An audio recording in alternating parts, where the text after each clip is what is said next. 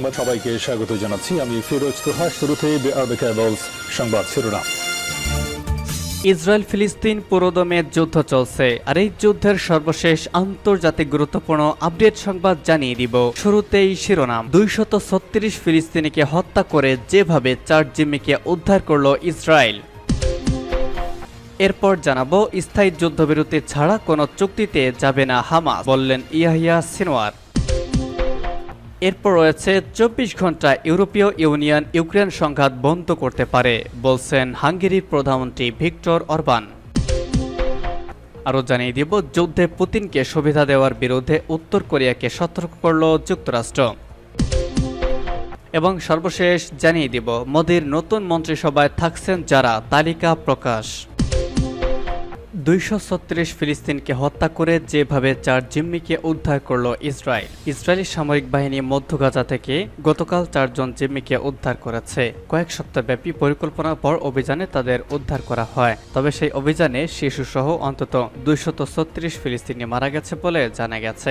ইসরায়েলিদের জন্য এই অভিযান স্বস্তি নিয়ে আসলেও ফিলিস্তিনিদের জন্য সেটা আরও দুর্ভোগ তৈরি করেছে। গাজার হাসপাতাল কর্তৃপক্ষ বলছে, ঘনবসতিপূর্ণ নুসরাত ক্যাম্পে অভিযানে শিশু সহ কয়েক ডজন লোক মারা গেছে। সিডস অব সামার নামে অভিহিত ওই অভিযান অস্বাভাবিকভাবে দিনের বেলায় পরিচালনা করা হয়েছিল। ইসরায়েলের প্রতিরক্ষা বাহিনী এর মাধ্যমে প্রতিপক্ষকে আরো বেশি চমকে দিয়েছে। সকালের মাঝামাঝি সময় সাধারণত রাস্তাগুলো ব্যস্ত থাকে, লোকজন নিকটবর্তী দোকানে কেনাকাটায় ব্যস্ত থাকে। ওই এলাকায় ঢোকে অভিযান চালানো ইসরায়েলি স্পেশাল ফোর্সের জন্য শুধু যে ঝুঁকিপূর্ণ ছিল তা নয়, বিশেষ করে বের হওয়াটা বেশি ঝুঁকিপূর্ণ ছিল। স্পেশাল ফোর্সের একজন কর্মকর্তা আহত হয়ে হাসপাতালে মারা গেছেন বলে ইসরায়েলি পুলিশ জানিয়েছে। 1976 সালে উগান্ডা থেকে 100 জন জিম্মিকে ইসরায়েলের উদ্ধারের কথা উল্লেখ করে আইডিএফ এর প্রধান মুখপাত্র রিয়ার অ্যাডমিরাল ড্যানিয়েল হ্যাগারি বলেন, এটা এনটিভিতে যে রকম অভিযান ছিল সেরকমই একটা। তিনি বলেছেন, সোশ্যাল কমান্ডাররা সেই সাথে নুসরাত ক্যাম্পে 2টি আবাসিক অ্যাপার্টমেন্ট অভিযান চালিয়েছিল, যেখানে জিম্মিদের রাখা হয়েছিল। স্থায়ী যুদ্ধবিরতি ছাড়া কোনো চুক্তিতে যাবে না হামাস, বলছেন ইয়াহিয়া সিনওয়ার। ফিলিস্তিনের ইসলামী প্রতিরোধ আন্দোলন হামাসের নেতা ইয়াহিয়া সিনওয়ার বলেছেন, স্থায়ী যুদ্ধবিরতি ছাড়া হামাস কোনো চুক্তিতে সই করবে না। যুদ্ধবিরতি প্রতিষ্ঠার লক্ষ্যে যারা মধ্যস্থতাকারী দায়িত্ব পালন করছেন তাদের কাছে পাঠানো এক সংক্ষিপ্ত বার্তায় একথা জানিয়েছেন হামাসের এই জাদ্রেল নেতা। ইয়াহিয়া সিনওয়ার গাজা উপত্যকায় হামাসের প্রধান নেতা। তিনি চলমান যুদ্ধে গুরুত্বপূর্ণ ভূমিকা পালন করে যাচ্ছেন। বর্তমানে আমেরিকার একটি যুদ্ধবিরতি প্রস্তাব নিয়ে নানা মহলে আলোচনা চলছে। এই প্রস্তাবের বিষয়ে প্রতিক্রিয়া জানাতে গিয়ে হামাসের এক শক্তিমান নেতা বলেন, মার্কিন প্রেসিডেন্ট জো বাইডেনের প্রস্তাবে স্থায়ী যুদ্ধবিরতির পূর্ণ নিশ্চয়তা থাকলেই কেবল তা মেনে নেওয়া হতে পারে। মার্কিন পত্রিকা ওয়াল স্ট্রিট জার্নাল এসব তথ্য জানিয়েছে। এর আগে মিশরের স্থানীয় সংবাদ মাধ্যম বিশ্বস্ত সূত্রের বরাত দিয়ে দাবি করেছে, গাজা উপত্যকায় যুদ্ধবিরতির আলোচনা পুনরায় শুরু করার বিষয়ে ইতিবাচক ইঙ্গিত পাওয়া গেছে এবং এ বিষয়ে যোগাযোগ হয়েছে। মিশর সংবাদ মাধ্যম আরও দাবি করেছে, হামাসের কাছ থেকে ইতিবাচক সংকেত পাওয়া গেছে, যেটাকে একটি যুদ্ধবিরতি চুক্তি সম্পন্ন করার পথে অগ্রগতি হিসেবে গণ্য করা হয়। 24 ঘন্টা ইউরোপীয় ইউনিয়ন ইউক্রেন সংঘাত বন্ধ করতে পারে, বলছেন ভিক্টর অরবান। হাঙ্গেরির প্রধানমন্ত্রী ভিক্টর অরবান বলেছেন, রাশিয়ার সাথে সরাসরি সংঘাতে জড়িয়ে পড়া থেকে পশ্চিমা দেশগুলো কয়েক সেন্টিমিটার দূরে রয়েছে। তিনি বলেন, এই পরিস্থিতি এড়াতে চাইলে ইউরোপীয় ইউনিয়ন এবং আমেরিকার ক্ষমতাসীনদের বদলে শান্তিবাদী লোক বসানো প্রয়োজন। TV2-কে দেওয়া এক সাক্ষাৎকারে তিনি বলেন, ইউক্রেনে বাড়তি অস্ত্র পাঠানো এবং দেশটিতে পশ্চিমা সেনা মোতায়েনের ব্যাপারে যত আলাপ আলোচনা চলছে তা সব আমাদেরকে যুদ্ধের দিকে টেনে নিয়ে যাচ্ছে। হাঙ্গেরির প্রধানমন্ত্রী বলেন, 2022 সালে যখন যুদ্ধ শুরু হয়েছিল তখন জার্মানি সহ ইউরোপীয় ইউনিয়নের প্রায় সব দেশ বলেছিল যে তারা কিয়েভকে অস্ত্র দিবে না, বরং হেলমেটের মতো প্রাণঘাতী নয় এমন সামরিক সরঞ্জাম দিবে। কিন্তু পশ্চিমা শক্তিগুলো ইউক্রেনকে দীর্ঘপাল্লার অস্ত্র এবং গোলাবারুদ সরবরাহ করে চলেছে। এই অবস্থায় এটা মোটেই বাড়তি কথা হবে না যে পশ্চিমারা এখন মূল যুদ্ধ থেকে কয়েক সেন্টিমিটার দূরে রয়েছে। যে কোনো মুহূর্তে পশ্চিম ইউরোপ অথবা মার্কিন সেনাদেরকে ইউক্রেনের মাটিতে দেখা যেতে পারে। সেক্ষেত্রে আমরা সরাসরি যুদ্ধ থেকে এই মুহূর্তে কয়েক ইঞ্চি দূরে রয়েছে। হাঙ্গেরির প্রধানমন্ত্রী বলেন, পশ্চিমা বিশ্বের বেশিরভাগ নেতা এ বিষয়গুলো বিবেচনা করছেন না, বরং তারা যুদ্ধ চান। তবে এখনো পরিস্থিতি এমন পর্যায়ে পৌঁছায়নি যেখান থেকে আর ফিরে আসার পথ নেই। তিনি বলেন, এখনও রাশিয়ার সাথে যুদ্ধ শুরু হওয়া থামানো যেতে পারে, এর জন্য শুধু প্রয়োজন পশ্চিমা সরকারগুলোতে পরিবর্তন। ভিক্টর অরবান বলেন, যদি ইউরোপীয় নেতারা শান্তি চান তাহলে তাহলে সেটা 24 ঘন্টার মধ্যেই সম্ভব। তারা এই সময়ের মধ্যে ইউক্রেনের যুদ্ধবিরতি আনতে পারে। ভিক্টর অরবান ইউক্রেনকে আরও অর্থ এবং অস্ত্র দেওয়া থেকে বিরত থাকার জন্য পশ্চিমা নেতাদের প্রতি আহ্বান জানান। একই সাথে তিনি সংলাপ শুরু করার কথা বলেন।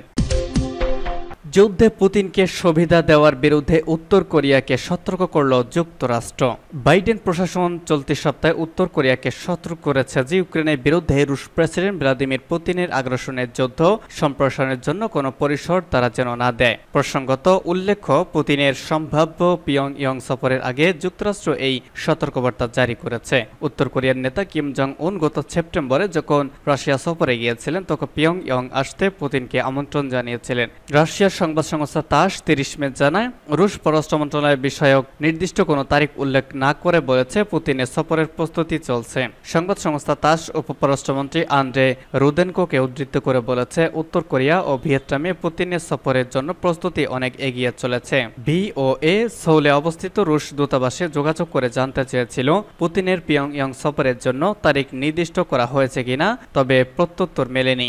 এমন একটা ধারণা ছিল যে মে মাসে চীনের প্রেসিডেন্ট শি জিনপিং এর সাথে সাক্ষাতের পর পুতিন উত্তর কোরিয়া সফরে যাবেন। পিয়ংইয়ং এর পুতিনের সফর সম্পর্কে রুদেনকোর মন্তব্যের জবাবে যুক্তরাষ্ট্রের পররাষ্ট্র দপ্তরের মুখপাত্র ভিওএ এর কোরীয় সার্ভিসকে এই মেইল মারফত জানিয়েছেন, ইউক্রেনের বিরুদ্ধে অবৈধ ও নৃশংস যুদ্ধ চালিয়ে যেতে রাশিয়া ক্রমাগত আন্তর্জাতিক সমর্থন চাইছে। তাই আমরা পুনরায় বলছি, রাশিয়ার আগ্রাসী যুদ্ধের সম্প্রসারণের জন্য পুতিনকে কোনো সমর্থন দেওয়া উচিত নয় কোনো দেশের, অন্যথায় তার নৃশংসতাকে স্বাভাবিক বলে মেনে নিতে হবে। ওই মুখপাত্র উত্তর কোরিয়ার আনুষ্ঠানিক নাম ডেমোক্রেটিক পিপলস রিপাবলিক অব কোরিয়াকে সংক্ষেপে পিডিআরকে বলে উল্লেখ করে বলেন, কোরীয় উপদ্বীপে যারা শান্তি ও স্থিতিশীলতা বজায় রাখতে আগ্রহী তাদের কাছে রাশিয়া ও ডিপিআরকে এর মধ্যে গভীরতর সহযোগিতার সম্পর্ক ভীষণ উদ্বেগের। তিনি আরও বলেন, ইউক্রেনে আগ্রাসন চালাতে রুশ ফেডারেশনকে নানা উপকরণ দিয়ে সাহায্য করেছে ও করছে ডিপিআরকে।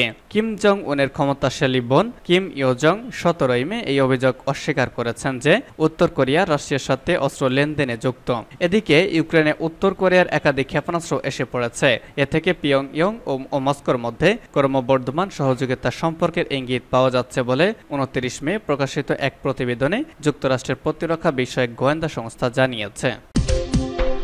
এবং সর্বশেষ জানিয়ে দিব, মোদির নতুন মন্ত্রিসভায় থাকছেন যারা, তালিকা প্রকাশ। তৃতীয়বারের মতো ভারতের প্রধানমন্ত্রী হিসেবে আজ রবিবার শপথ নিয়েছেন নরেন্দ্র মোদী।